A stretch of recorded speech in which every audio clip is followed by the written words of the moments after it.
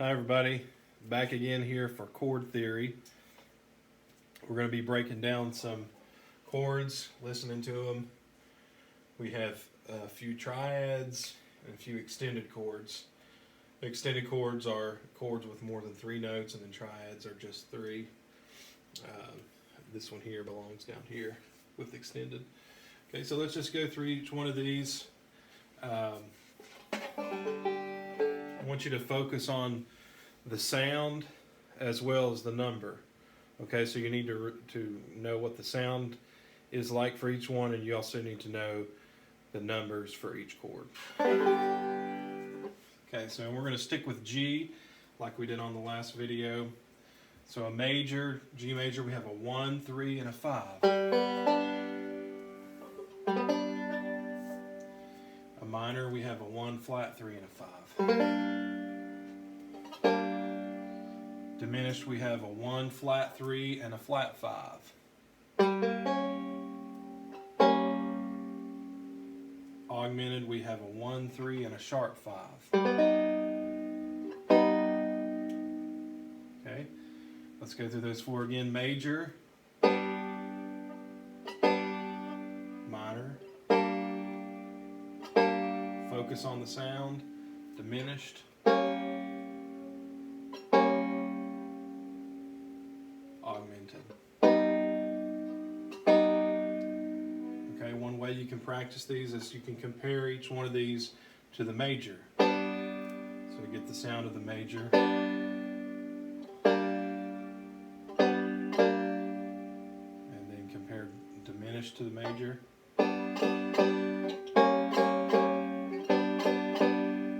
Compare augmented to major.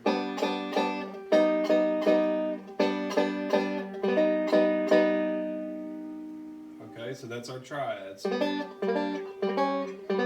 Major, minor, diminished, and augmented. Now let's go on to extended chords. We'll start with this 6th chord. And some of these chords are abbreviated. The full name for this chord, 1, 3, 5, 6, would be a major, major 6. Okay, let's explain that. The first part, major, means it's a major triad. 1, 3, 5 is a major triad. And then the major 6 refers to the major 6 scale degree that's on top. Okay? Shorthand, you might hear somebody call this a major 6 chord. Technically, it's major, major 6. Okay? So let's play that, get the sound. That's a major, major 6. Okay, moving on down. Major, major 7. 1, 3, 5, 7.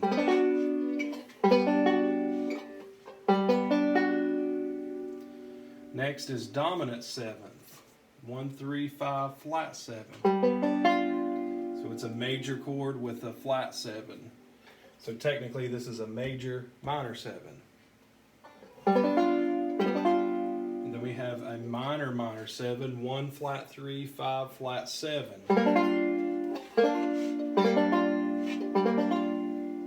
And then the last one's kind of a weird chord, is a minor, major 7, 1 flat 3, 5 with a regular 7 on top. Okay, let's go back through those, focus on the sound.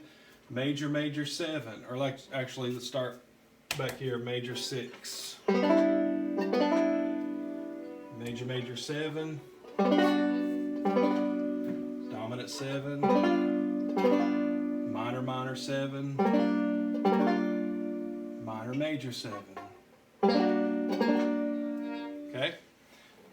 The next row we have is 9th chords. Okay, now when we get into past 7ths, when we get into 9ths, 11ths, and 13ths, on a stringed instrument especially, we end up having to hold only portions of those chords. For one thing, we don't have enough strings, or else our fingers can only stretch so far. So when we get down past, or get down to the 9th chord, you'll notice I'll be playing just portions of these chords.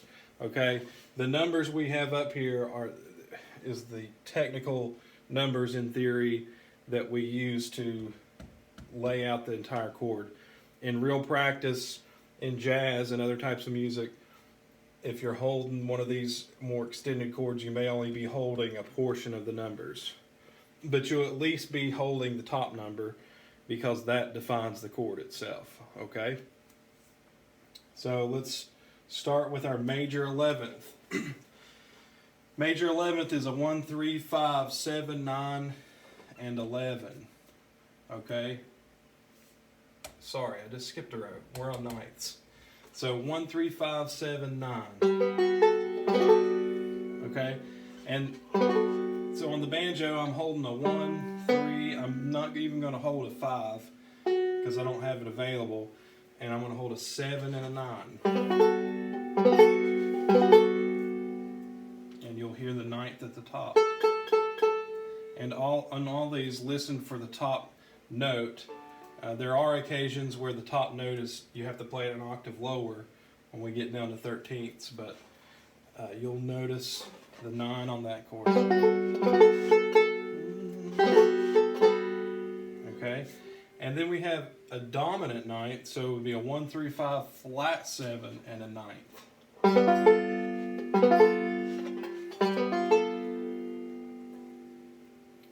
And then we have a minor ninth or a minor ninth, 1, flat 3, 5, flat 7, flat 9, or regular 9.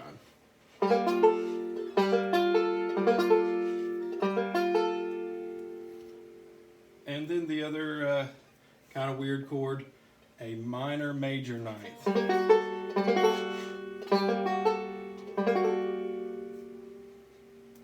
Okay. Next, let's go on down to 11ths. So a major 11th. Let's figure out how to hold this.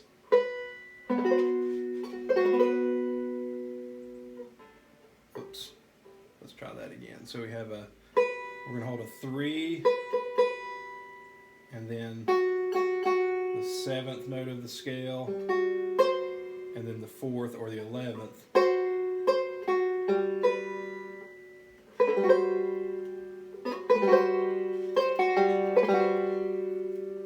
Okay, so the most important note for us to be able to call an 11th is the 11, or the C note.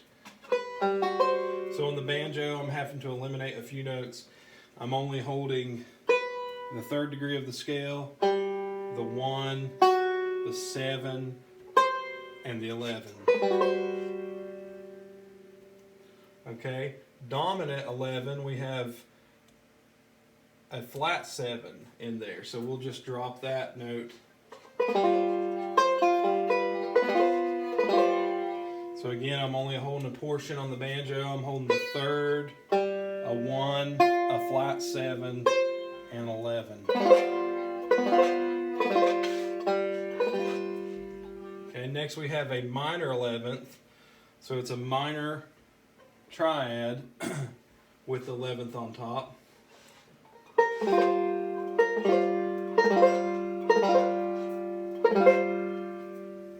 Okay, again, we're skipping some of those notes. I'm holding a flat 3, a 1, a flat 7, and an 11. Okay, let's go through those. So a major 11 sounds like a dominant 11, sounds like and a minor 11 sounds like. Okay, and last we have 13th chords. Now, when we get into 13ths, especially on an instrument like a banjo, we are dropping the 13th an octave lower. So instead of playing it way up here, we're going to drop it down a little lower. It'll still have the same effect, but just won't have the high note in there. So a major 13th is just a major chord. And again, if we were playing keyboard and we could play all these notes, it would be 1, 3, 5, 7, 9, 11, 13. Again, on string instruments, we have to abbreviate some of these chords. So on this one, we're going to play, let's see here. So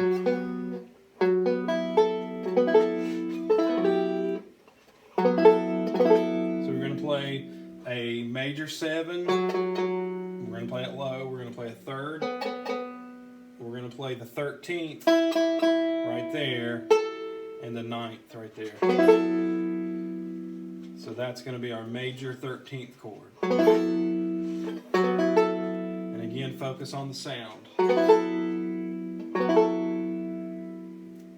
Next we have a dominant 13th. So that 7 becomes flattened.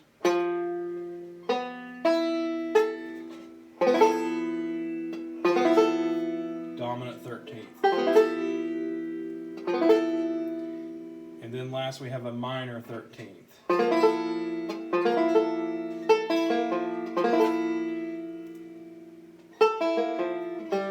And remember, this is still at a G. We're just playing the flat 7 on the bottom.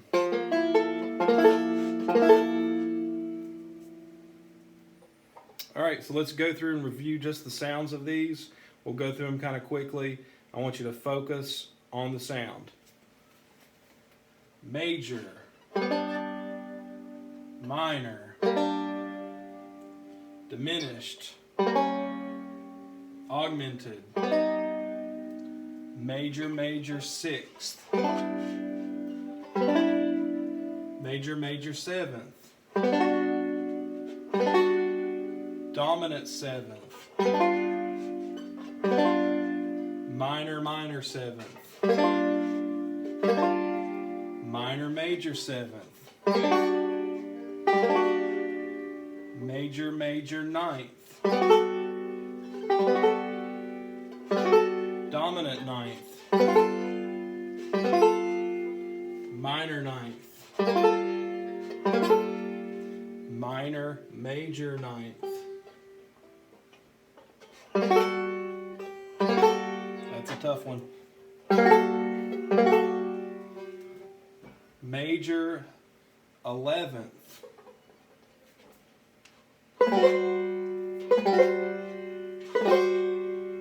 Dominant 11th. Minor 11th.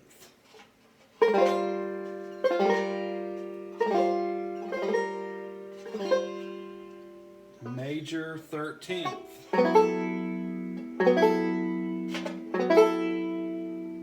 Dominant 13th.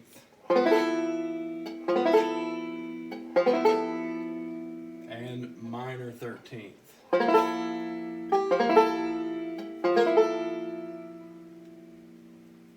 Alright, so there's an overview on chords, extended chords.